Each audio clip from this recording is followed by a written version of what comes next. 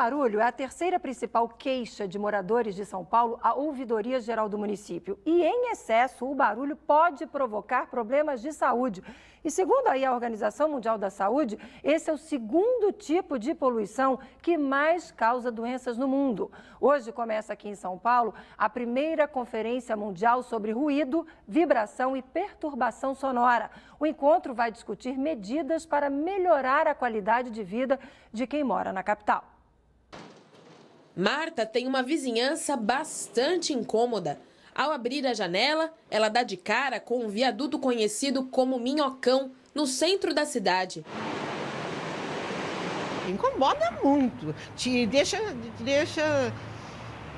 realmente irritar, vai irritando conforme vai passando o dia, sabe? O viaduto é um símbolo do caos sonoro na capital paulista. Para se ter uma noção do impacto sonoro de estar tão próximo a uma via movimentada como esta, nós trouxemos este aparelho aqui que faz a medição dos decibéis. Vamos fazer o teste então. Primeiro a gente coloca aqui em 80, que representa o limite na legislação de exposição a ruídos por até 8 horas por dia. E esse limite de 80 está representado na escala pelo ponto zero. E dá para a gente perceber que o tempo todo o ponteiro ultrapassa esse limite, às vezes chega até alguns picos.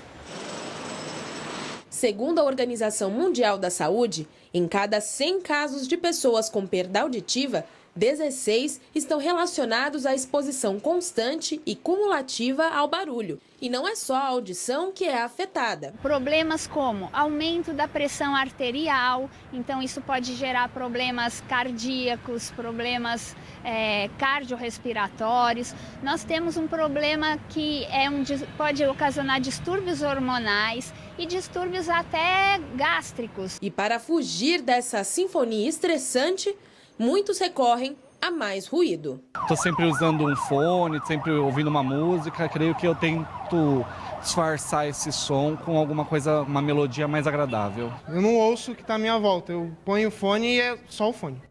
E o fone com a música lá nas alturas. Pois é, nesse encontro que começa hoje, serão apresentados exemplos de cidades que conseguiram reduzir a intensidade do barulho. Para falar sobre o assunto, a gente recebe hoje aqui no estúdio o sociólogo Francisco Aurélio Chaves Brito. Ele é autor de um projeto para controlar a poluição sonora lá em Fortaleza, no Ceará. Boa tarde, professor. Muito obrigado por ter aceitado o nosso convite. Qual é a essência desse projeto? O que o senhor defende? Como é que ele pode ser colocado na prática? Bom, são duas coisas que nós fizemos lá em Fortaleza. Primeiro, é uma atitude um pouco mais rigorosa em termos de fiscalização frente aos infratores, né? E a segunda foi a criação do mapa acústico da cidade de Fortaleza, né, que é uma topografia sonora do que ocorre no nosso município, né. Com eles a gente pode mostrar às autoridades o que vem ocorrendo e que tipo de situação está incomodando a população e como está decaindo a qualidade de vida desses moradores devido ao ruído, né. Lá o que atrapalha mais? O que vocês concluíram? São duas coisas. Os veículos e o aeroporto, que é na região central da cidade. São duas situações bem críticas, né? Bom, aqui também tem veículo e? Aeroporto. Aeroporto. Bom, a gente também tem essa situação aqui em São Paulo. O senhor acha que dá para aplicar esse estudo lá de Fortaleza para São Paulo ou para qualquer outra cidade do Brasil, ou grande cidade do Brasil? Sim, o mapeamento de ruído, ele deveria ser obrigatório para cidades como Fortaleza, como São Paulo, Rio. Todas as grandes cidades deveriam ter esse projeto, né? E aqui em São Paulo, inclusive, já se discute a ideia para a execução desse mapeamento, né? Apesar de ser uma cidade, uma mega cidade, né? Muito complicado isso, mas já a ideia está crescendo para os técnicos e até nas autoridades. Isso vai estar sendo, inclusive, discutido hoje, né? O senhor já passou pelo encontro hoje? Ou irá depois? Já passou? E o que destacou? O que chamou a atenção para o senhor hoje de manhã? Hoje pela manhã foi exatamente as cidades. O professor Bento falou sobre o mapeamento de ruído, que o Nicolas também falou como é que se processa isso, como é que é feito, né? O responsável pelo IPT também falou da ideia de fazer o mapeamento aqui na cidade de São Paulo, né? Que algumas atitudes já estão sendo tomadas para esse fim. Agora há pouco a gente mostrou na reportagem essas questões de problemas sérios de saúde.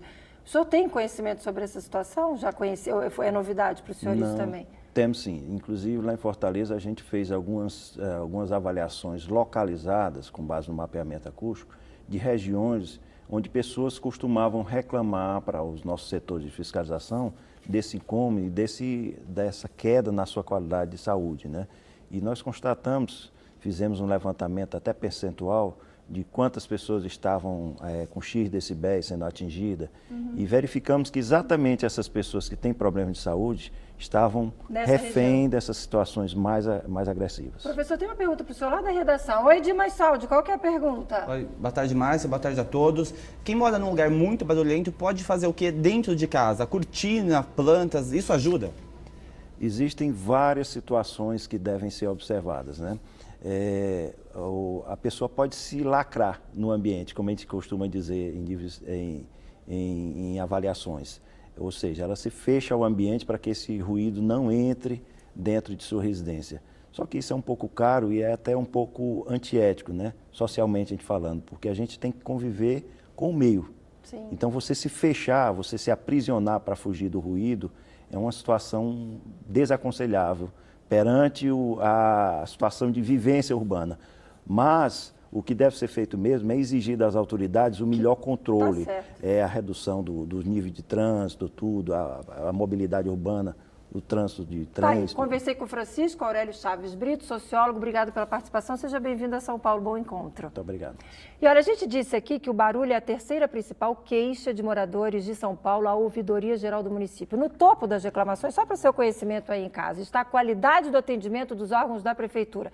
E em segundo lugar, na lista aí de reclamações, estão problemas de jardinagem, como a poda de árvores, por exemplo.